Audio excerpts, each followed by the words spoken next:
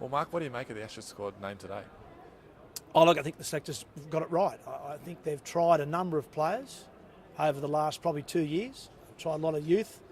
And at the end of the day, they've said, all right, this is an Ashes tour. We've got to pick the side that we believe is the best side for that tour. And I think they've done that.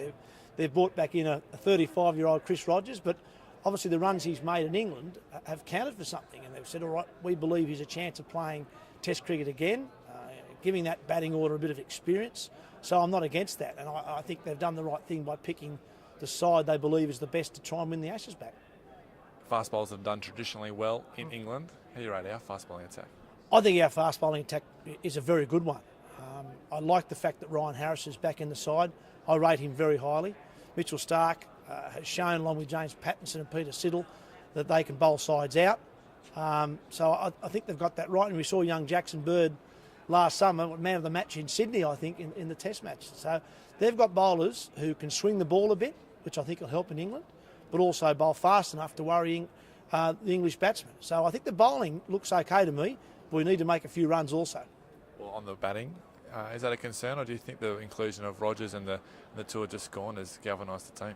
Well, I think the inclusion of Chris Rogers, as I said, is a good one, and that he certainly bolsters that top six if he plays. So I'm certainly not against that as a selection. I think the biggest worry for Australian cricket has been that there's not a lot more younger guys around. There's Usman Khawaja who's in the squad. It's nice to see him there.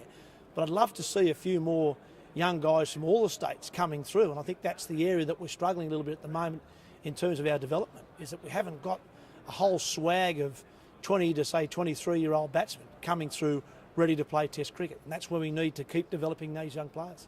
We've got a new Test vice-captain as well in Brad Haddin. How do you think he's going to go over in England? I've always liked Brad Haddin. I think that's a very good selection to make him the vice-captain. Obviously, it's not a selection for the next 5 years. It's a selection for now. Brad I've always found to be very forthright, up front, speaks his mind, and I think he'll work very well with Michael Clarke. So I think that's a very good appointment.